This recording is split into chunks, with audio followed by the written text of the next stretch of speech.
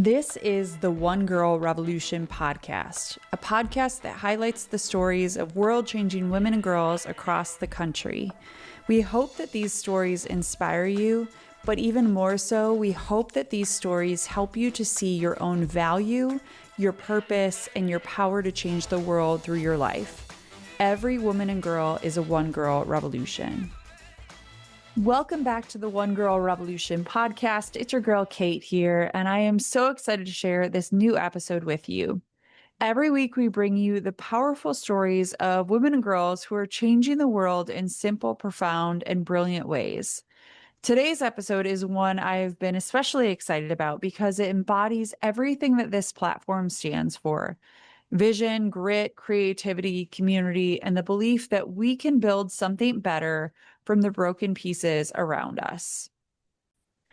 Our guest today is Bo Shepherd, co-founder of Woodward Throwbacks, a Detroit-based creative studio that has become a national name in sustainable design and reclaimed craftsmanship.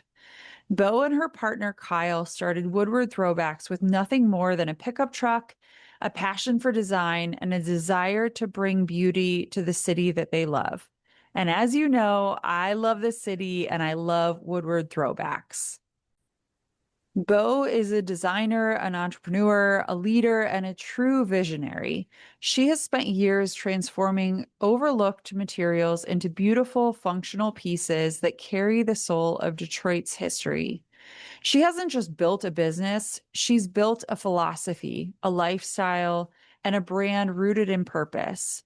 And as a woman navigating the world of design, manufacturing, and entrepreneurship, Bo is refreshingly honest about the challenges, the grit it takes to hold the line, and the importance of staying grounded in who you are and what you believe in. In this episode, Bo shares her journey from her early creative roots to the unexpected beginnings of Woodward Throwbacks, from the realities of scaling a business to staying inspired and aligned with her mission, and the everyday toughness and tenderness that make her a force in Detroit and beyond. This is a conversation about creativity. It's about sustainability. It's about Detroit, but even more, it's about trusting your instincts, honoring your vision, and building something meaningful with your own two hands. So settle in and get ready to be inspired by the incredible Bo Shepherd of Woodward Throwbacks. Here's my conversation with Bo. Bo, welcome to the One Girl Revolution podcast. Thanks for having me.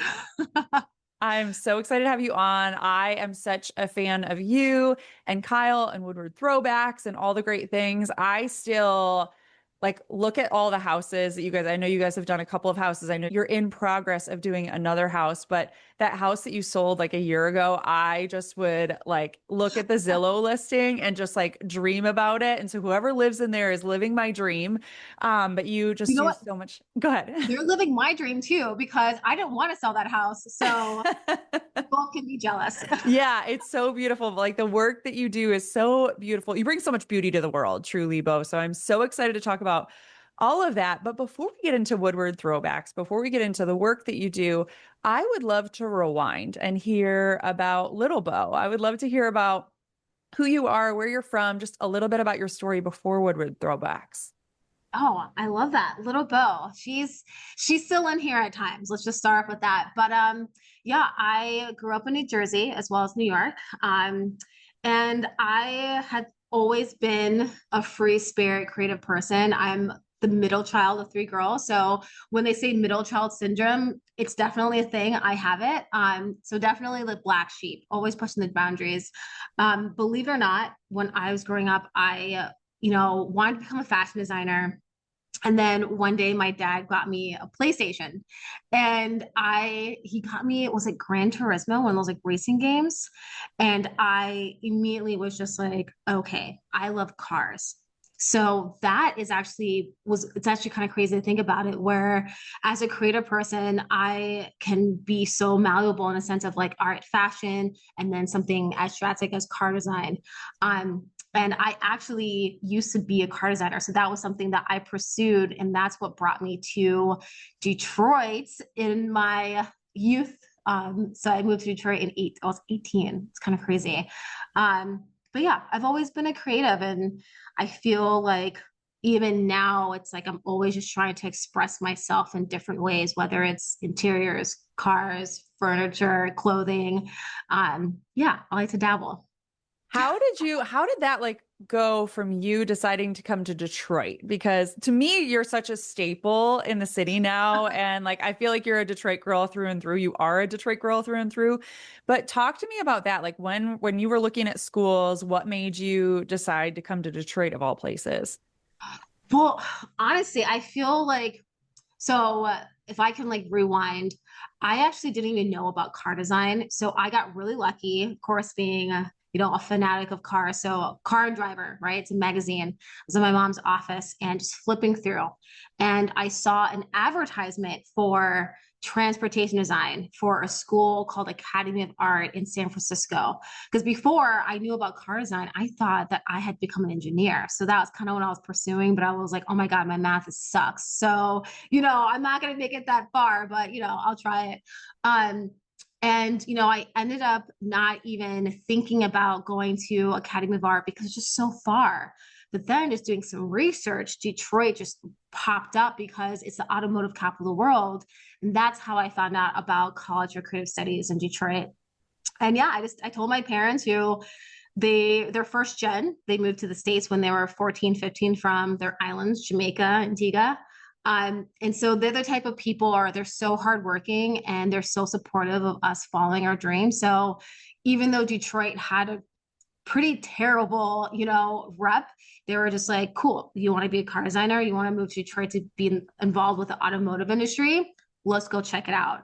So yeah, me and my dad hopped in the car, went to Detroit. We were probably lost around like 8 Mile at like 3 o'clock in the morning. And like instantly I was like, I don't know, this place is so different from what I'm used to in Jersey. I kind of love it. Like the architecture, the graffiti, the texture. I was memorized, which was kind of wild for being an 18-year-old, lost in Detroit at 3 o'clock in the morning with her dad. And I was like, I don't know about you, but I think this is a place that I need to be. Yeah. If you haven't been to Michigan or especially Detroit, there is a gravitational pull that's very hard to explain. But then once you do the research and you learn about the history of the city and the architecture and just like the sheer, what's the word I'm looking for? The innovation, you're just like, oh my God, this is where people come to like the movers and shakers, and I want to be part of it. And I recognize that at 18.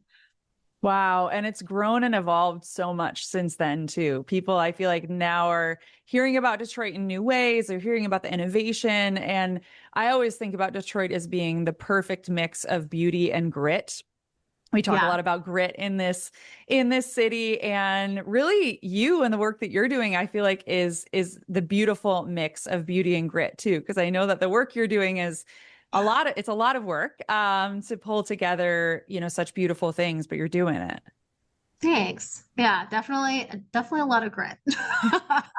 Refined. I think I always define our style as experimental, but there's definitely a fine line of it's like this raw yet refined aesthetic. And I feel like that's something that I feel like is missing a lot of like mainstream design and furniture. It's like that cookie cutter format is kind of like what we've been used to and like these trends. And I think again, going back to like the little Bo who's always been trying to push the boundaries, it's like, how can I create something that someone hasn't seen before, and how can I create something that's going to make them feel a certain way and be like, wow, I love this space, I love this because it's unique. So Yeah. Well, girl, you are doing it, and it's so incredible. And I can't wait to talk about Woodward Throwbacks, but I want to talk about that shift from automotive design. So you're doing that. How did you go from that to Woodward Throwbacks? Was there a spark moment? Was there a moment that you were like, okay, I need to be doing something different? Or was it like a series of events that happened? Talk to me about that. you know what? It's a little bit of everything. There definitely was a spark, but there was definitely a lot of series of events. So I interned and I worked at GM for 5 years. And it's funny, my partner and I started Woodward Throwbacks more as a passion project. So again, going back to that like Detroit grit, the architecture, we're biking around the city. And we noticed a lot of illegal dumping, which was a really big issue back then. And of course, being on a budget, it's like we saw opportunity to create furniture for ourselves with the raw material we're finding on the street. And very quickly, it did turn into less of a passion project and more of like, oh my God, this could actually be your career. And while I loved what I was doing at GM, there was a lot of moments, a lot of events where I was like, I hate my job. There's a lot of cultural differences when you're in a male dominated field. I was also the third Black woman in interior design ever at GM, which is really sad. It's so, dealing with being in a man's club and also being like a real minority, it was harder for me to express myself. And again, I'm that type of person where I hate when people tell me what to do. And there was a lot of pushback respectfully. And so, yeah, it kind of one thing led to another where my partner, he actually left his job. He is a graphic designer and he started doing Woodward Throwbacks full time. And then, I'm holding it down at GM, kind of loving but hating my life at the same time.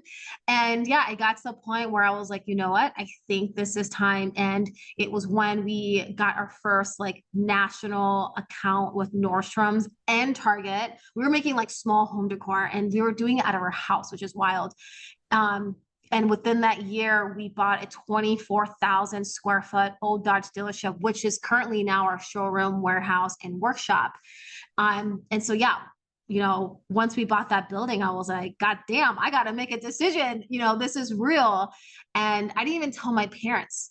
I remember having a very serious conversation with my partner, talking about our finances, like this is a really big move for me, but I'm really excited.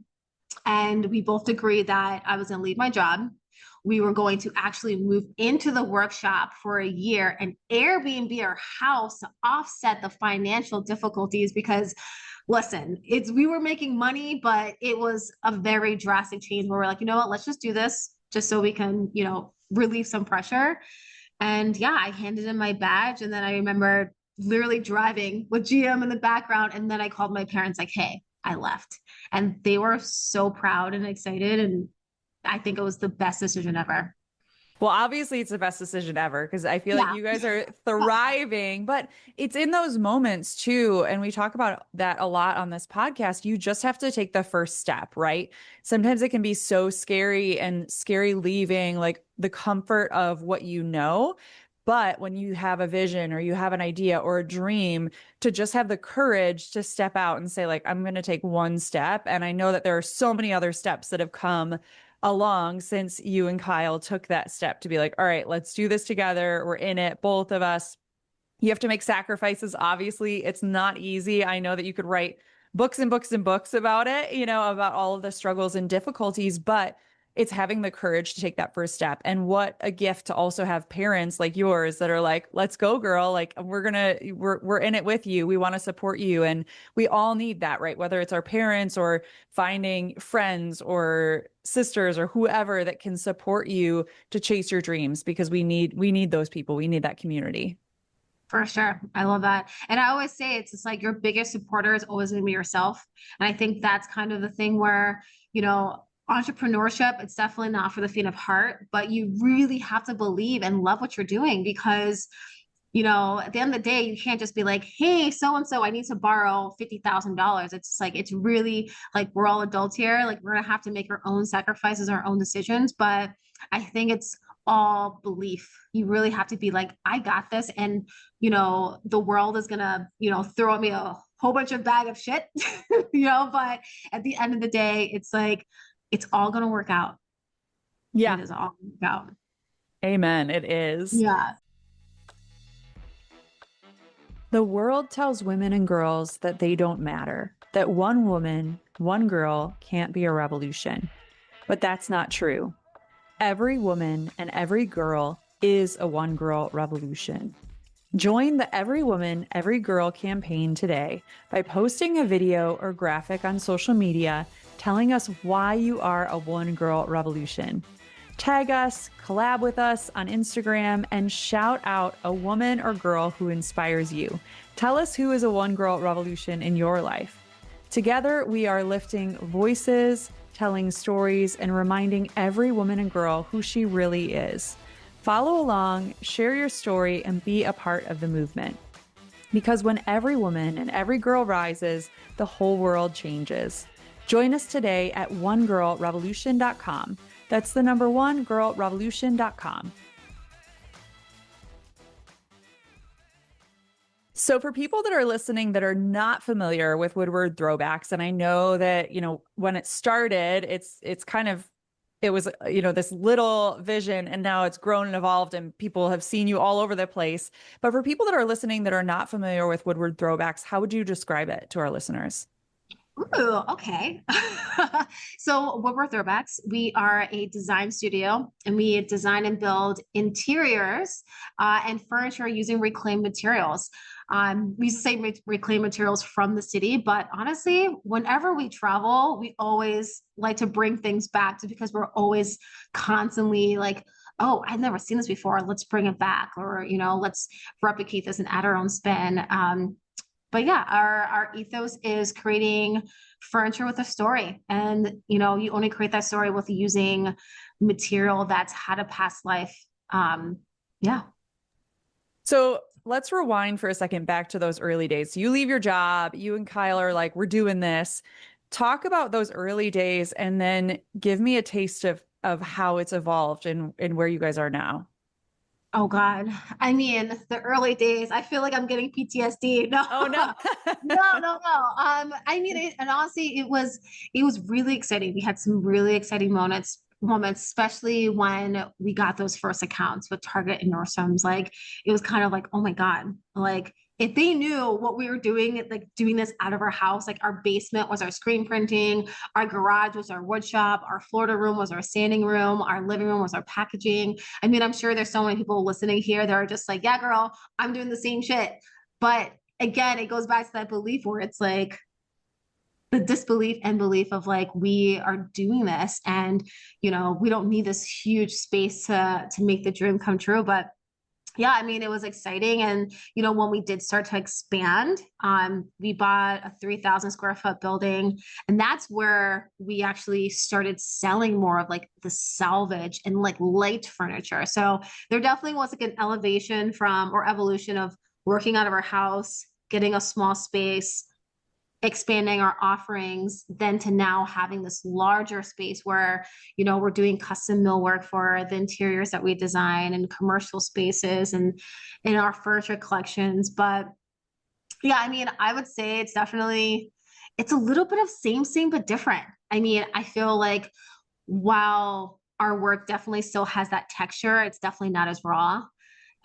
It's funny. I actually found one of our wall signs that we were selling, to the masses at like the farmer's market. And I was looking at it and I was like, wow, people were really buying this because it was raw. Like it was so incredibly just like textured and like you touch it, you can get like a splinter. But I think that was the beauty of it. And again, it goes back to that storytelling of like, this is authentic Detroit material. And like screen printing, like Detroit on it, or a little slogan, like people really identified with that, even though it was like, a little junky.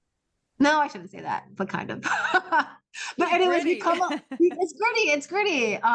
So like, yeah, we come a long way. And again, we embrace all of it. Hopefully that answers your question, but Yeah.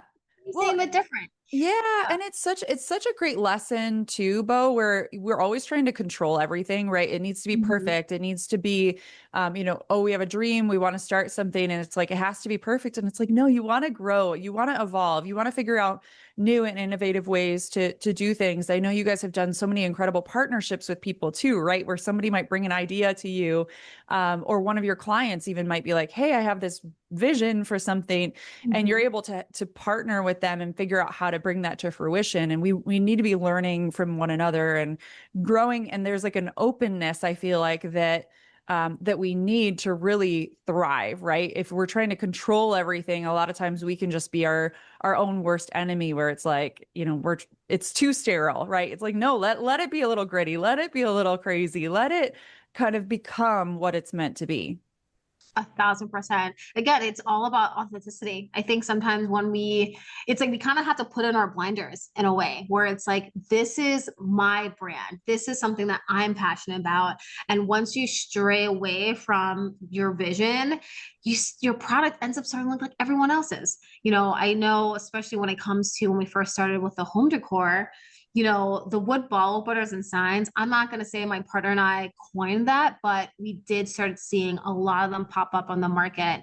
And yeah, it was one of those things where it's like, wait, do we actually want to keep doing this? We had to kind of question it on. But again, it's like, even though the market started getting way oversaturated, we still stayed true to like our gritty, very textured products. And then later on, we kind of just evolved and we're just like, you know what? We don't want to make this particular product for the rest of our lives. Let's do interior design. Let's do furniture. And again, it's like the openness to same, but different. Keep the main ethos of the brand alive, but elevate it. I love that. I love that. And growing and evolving. And I know that your mission continues to. So, Bo, I love following you and Kyle on social media and like seeing you guys. One of my favorite things is when you guys go to different markets and you're like finding different things. And even when you guys are like bantering about like, you're like, oh my gosh, Kyle, I can't believe you, like, why are you buying this thing? And vice versa. Yeah. Talk to me about like the moment when you see something and you're like, bingo, like I want that. And I know that every piece is going to be a little bit different, but talk to me about that moment where you see something that you're like, yes. And then like watching it transition from waste potentially, right? Somebody might be throwing something out into converting it into treasure. Oh man. Well, usually when I see something, it's like my partner can already tell that like my brain is already going a million miles per hour. Just like, how can I transform this? And then when he's like, oh, look at this, I'm just like, no, like you need to chill. um, but yeah, it's like I'm trying to see if there's like a perfect example that like would fit into the scenario. I think especially when it comes to antiquing, I'm definitely the type of person, if you see something and it makes your heart skip a beat, do not ignore that feeling. And it's actually a trick and tip in our book, Throwbacks Home Interiors, where if you see something, you grab it because one, you're most likely never going to see it again. And if you do, it's probably going to be more expensive. Who knows? That's just saying. But yeah, I always try to find things that are interesting. And I don't want to say our favorite find, which it wasn't like an antique store. It was actually a salvage shop. We do a lot of those where we had saved a whole bunch of hardware display cabinets from a woman-owned hardware store that was just shy of 100 years old. And I ended up selling all of the hardware display cabinets. And this is like where they like display like the paints and tools, like usually really massive. There's like an upper and a lower. And I sold all of them but one because I knew that I was going to design it into an interior. I think I manifested it. I was like, this needs to be a design project. And I was like, instantly, this has to be a kitchen. Fast forward, or 3 years later, I finally got that project where I pitched it to my client and I was like, hey, so I have this hardware display cabinet and I did a little sketch and I'm like, what do you think? And my client was just like, wow, I've never seen this before. Let's go for it. And it honestly is one of my favorite projects. Is it my favorite project to date? I have a lot of favorite projects, but this one, I feel like the story of it and the soul of it and the execution were definitely one of my favorites because it's not something you see commonly.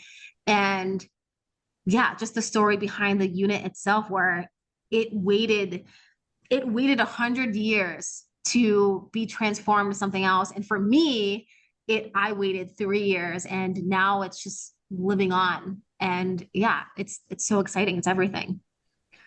So much of your work, I feel like, embodies that. And so I want to ask you, your work weaves together sustainability, design integrity, and storytelling, right? I know that every piece that Woodward Throwbacks puts out into the world really is a story. It encapsulates a story, and these pieces, especially because they've been passed from one place to another, you know, their story continues on, their legacy continues on. I love how you guys had pulled a lot of stuff from the book tower here in Detroit and used it in different houses or different designs that you were doing.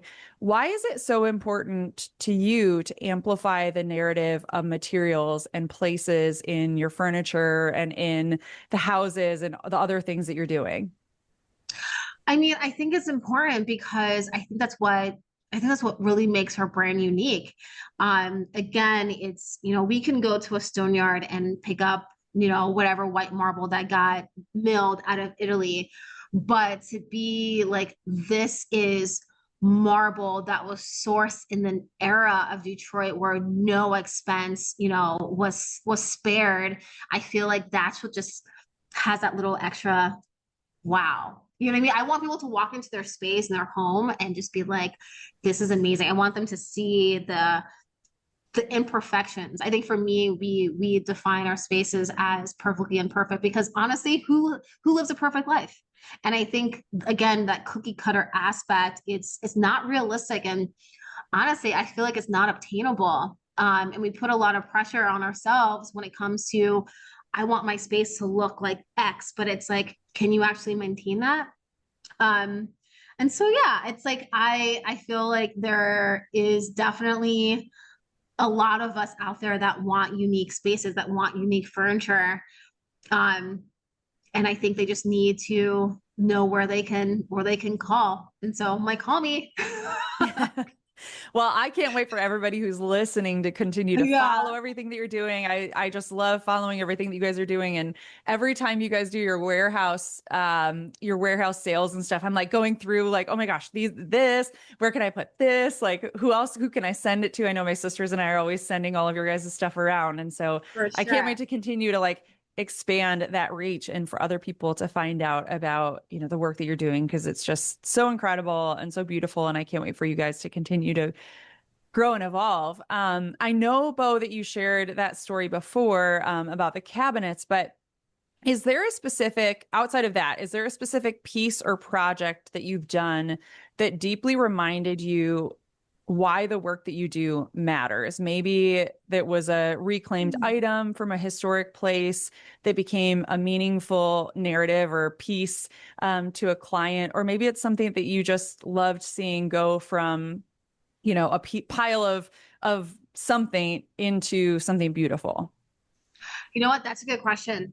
Honestly, I would say everything about our home. So we live in a warehouse that we've been renovating for the past 2 years.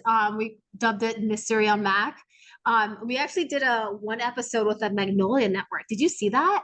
I Um, did. Yeah. And yeah. I'll So post a link to it so people okay. can check it out. Yeah, and you can also like watch it on YouTube. Like you can like pay like $1 and like watch it.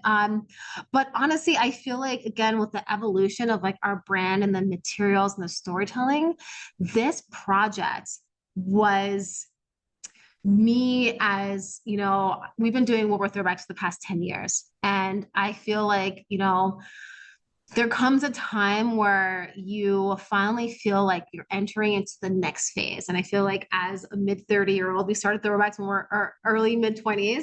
It's like this is a space that reflects who we are currently at this stage at throwbacks. And I want to say 90% of the millwork, the furniture, everything we put into this project is made out of some type of salvage material, whether it's wood, it's acrylic, or it's glass, or it's stone. And I think that's the thing where a lot of people, when they think of like reclaimed materials, they think of reclaimed wood. And we've been really striving to push the boundaries of how people see reclaimed materials.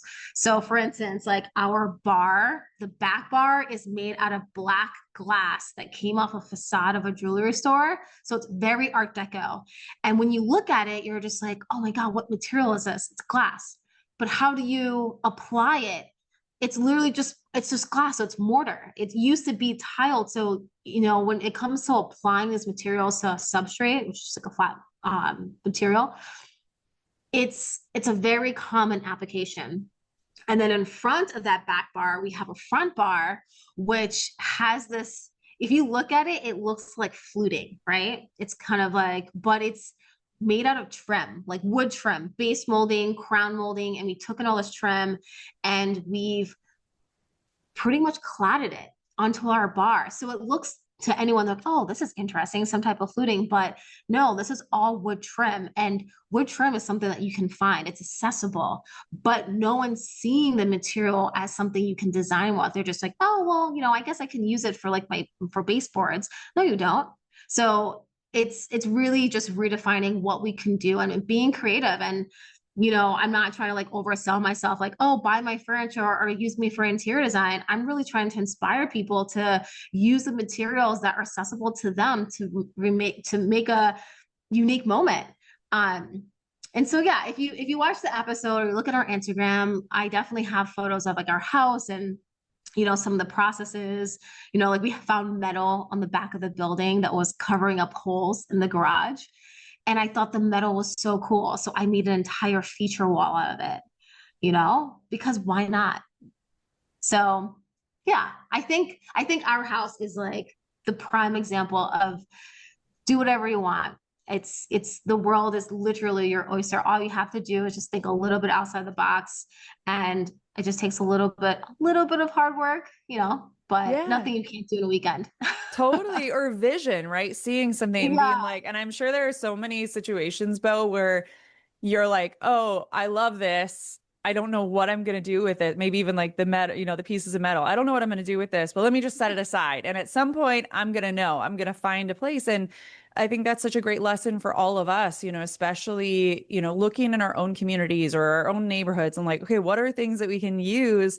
Or instead of just throwing stuff out, there's so much waste in our world. And I know that I'm just preaching to the choir with you on that, but I think about it, how much we waste, clothing, furniture, all these other things. And what if we could just take something and figure out a new use for it? And you're truly doing that. 1,000%. And thank you. Yeah. But what do you hope that the broader industry or industries that you're working in, because I know there are kind of multiple, and the public come to understand about reclaimed materials through your influence, through the work that you're doing? What do you hope that other people can learn from you? I hope that people will realize that we only have one planet. There's only so much space. So when it comes to, the whole concept of like, I need this, it's like, no, it's like you can still create a new, and I'm doing air quotes, the people who aren't watching the video, just they're not new, but it can be repurposed. I think sustainability it's the only way forward. I would say the last thing that I would want people to know about what we're doing, and when it comes to using reclaimed materials, is that there's an endless supply of reclaimed materials. And I think we just have to keep training our eye to being like, oh, you know what, this might be a new dresser, but I can repurpose this. I think it's more of reimagining something and turning it to something completely different. I think sometimes people think that, oh, it's not made from 100-year-old building, that it's not worth the transformation. It totally is. And I think that's what we're trying to do here. And I think that's what other people should also do. Every woman, every girl. The world tells them they don't matter, but we know the truth. Every woman and every girl is a one-girl revolution.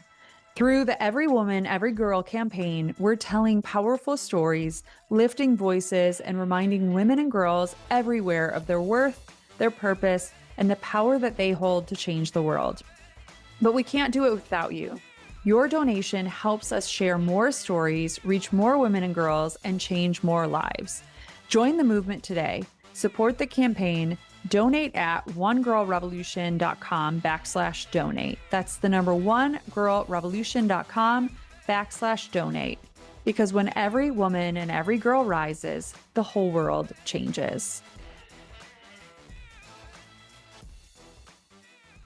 You're so inspiring. I just love everything, how you think about things, how you look at the world, how you look at different pieces and projects. And I think we can all learn so much from you. And so much that Woodward Throwbacks is doing, but I know there are also some really difficult days and really difficult chapters to the work that you're doing, and days where you're like, I'm sure looking back at your journey, there are probably moments where you're like beating your head against the wall, like, is this ever going to work? Are people ever going to see the vision that we see? And I'm curious to know from you, especially on those hard days, what's the driving force for you? If you could get to the very root of why you do what you do, why you care so deeply, what would you say that root is? I mean, honestly, it's just creative freedom. It's as an artist and as a creative person, being able to express myself in all the ways I possibly can. I feel like that's kind of why we do what we do. You know, I have a lot of friends who are still in the corporate world, and I've had actually a surprisingly amount of them reach out to me throughout the years to ask me that question of like, how did you leave? What was your driving force? I feel like, we get stuck in this comfort of corporate and, taking command and not following our dreams because we're scared. I mean, honestly, trust me, there's days where I'm just like, can we pay payroll? I mean, it happens. It's the reality where there's going to be some really great months. There's going to be some really bad months. And again, it's just about pulling that trigger, taking the first step, which is always the hardest. Sometimes the second step's hard too, but it's like just pushing through. It's a marathon, it's not a sprint. But yeah, I think it's the flexibility too. It's, if I want to go to Round Top, which is like a antique festival, in Texas. If I want to go there for, a couple days, and then I also want to fly to New York to see a girlfriend, I can't, because it's not like I'm like, oh, I need to request time off. At the end of the day, of course, if I don't make money, if I don't work, I'm not making money. That's kind of the thing, but it's like, that's my responsibility. It's my choice. And that's like one of the many perks of being an entrepreneur. But again, it's a scale. It's like I have this, but I also have to worry about that. But I'm so fulfilled. I mean, I'm looking around my warehouse and it's like, if I was still at corporate, what would my life be like? I wouldn't have written a book, I wouldn't have been published. I wouldn't be doing real estate development. I wouldn't be designing interiors and kitchens and bathrooms for clients. I wouldn't have a showroom. Like I think about all the things that I wouldn't have right now. And, it's kind of surreal because I love my life.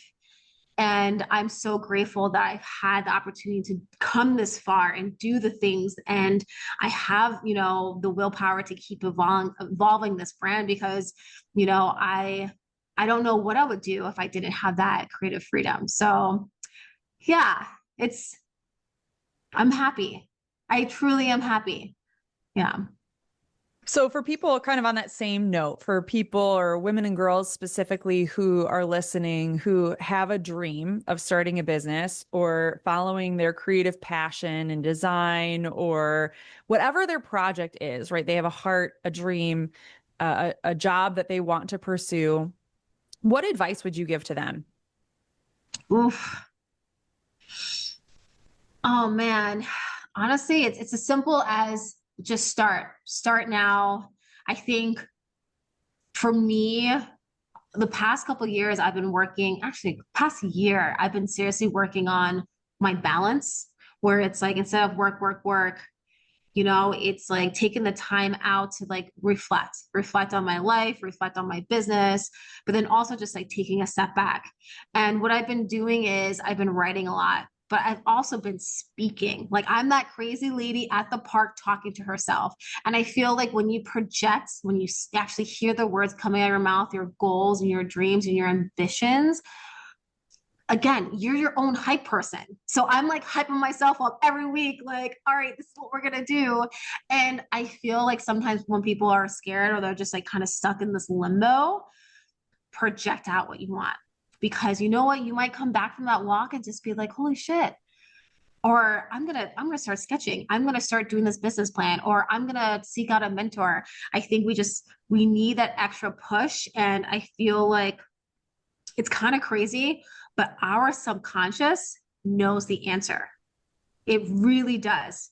And you'll again be in that park talking to yourself and you're responding back to your own question. And that's when you will have the aha moment of like, all right, this is what I got to do. So I guess at the end of the day, my advice is talk to yourself in the park. You never know what you're going to find. Well, and that goes for people too that don't know what Yeah. their right. They don't know what their dream is, and I think that can also be a situation that women and girls find themselves in where they're looking around, especially with social media. It's like they're looking around and like, oh, well, everybody else seems to have it figured out. I don't know what I want to do with my life. I don't know what my dream is, but you're a great example of like, okay, just go do something, right? Go for a walk, go talk to yourself somewhere, like get yourself unstuck.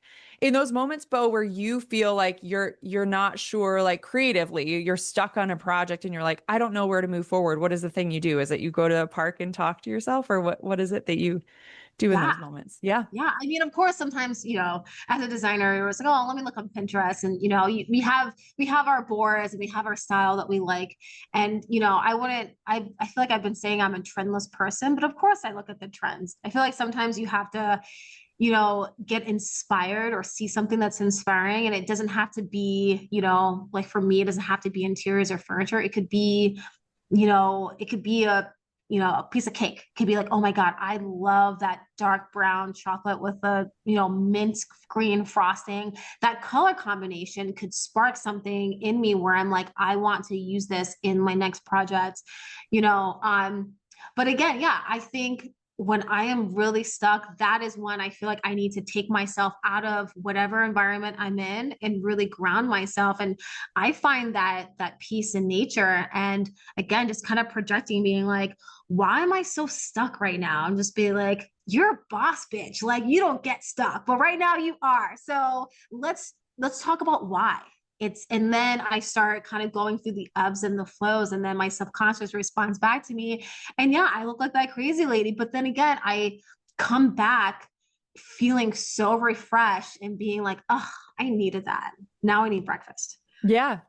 Right. Yeah. Or you're tired, like go take a nap. Like we all have these moments where it's like you just feel frustrated with life and you sometimes have to just make some sort of small change or get yourself out of it or go get your favorite coffee at a local coffee shop, something just to like change, like sitting. One of my friends calls it sitting in the suck. She's like, when you're just like sitting in the suck and you don't, yeah, you feel bad for yourself and you don't know what you're supposed to do. Like do something to like feed your soul or get you out of that moment, which is so Yeah, important for all of us thousand to think about. percent.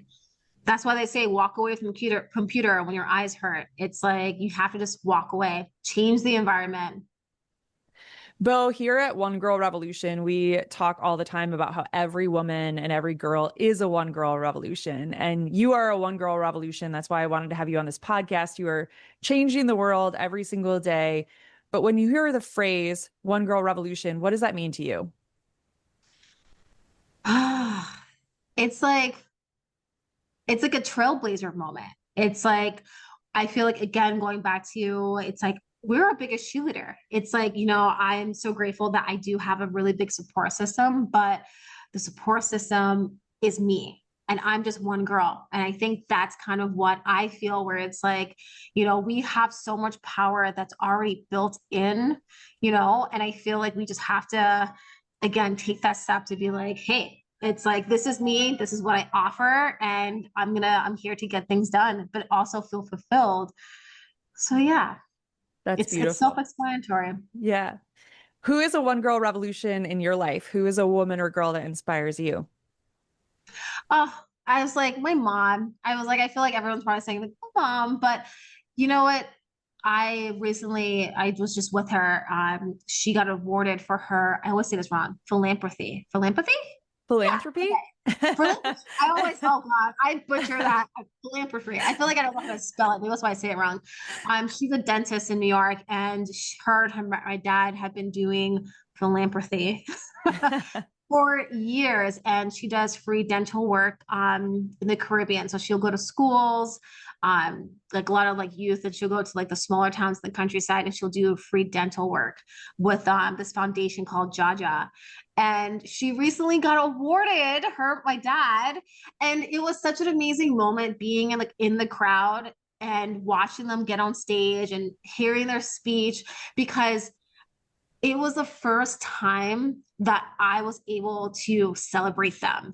You know, they've come to my graduations, they've come to, you know, the Woodward Throwbacks opening, and it's like, what have I actually done to celebrate their successes? And you know, my mom's always been a powerhouse. She's held down the fort on so many different occasions. And she's spicy. She's such a spicy woman. And I I am like a split image of her. I also think that I have like her personality. She loves to host. I love to host. We love to cook. She loves to cook. Um, and so yeah, through and through, she's such an inspiration. And I also love the fact that, you know, I have so many of her traits. And I think that's really special. I feel like I'm really lucky and really blessed to have the parents that I do. But I think my mother, in particularly, you don't really see her a lot on social media. You'll see my dad because he's in construction, and you know those are the traits that I have from my father. But me and my mother are very similar, especially in our spiciness.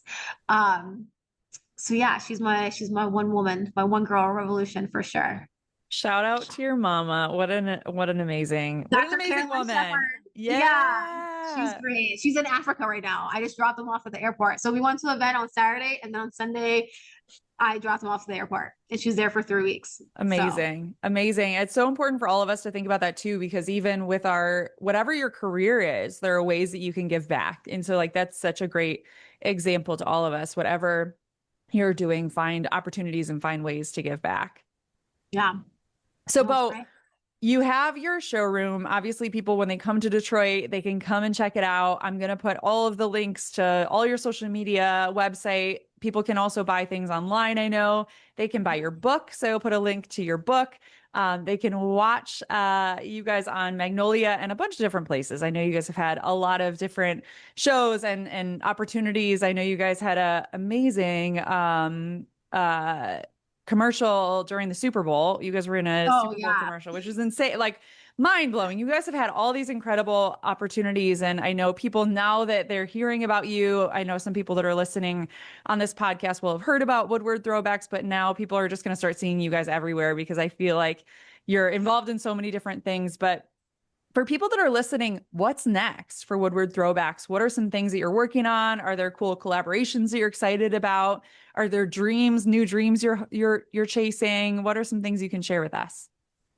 Oh man. I mean, when it comes to what's on the horizon, a little bit of this and a little bit of that. I can't even say I don't have any like collaborations because I feel like there are a ton. I don't know if I can say anything, but let's just say this. There's going to be more interior design projects. There's going to be a little bit of collections, and there's going to be more just like experimentation. I feel like that's something that for 2026, I want to challenge myself as a designer and as a creative person to, again, push my own boundaries as to what I can do, what spaces I can create, what furniture we can build. And then, you know, even like with this warehouse that I live in, we only finished the first floor. So we have the second floor, we have the landscaping, we have the garage. It's, you know, there's so many personal projects alongside with our client projects that I'm so excited to document, which we have a YouTube channel as well. I think we started YouTube probably like a year ago.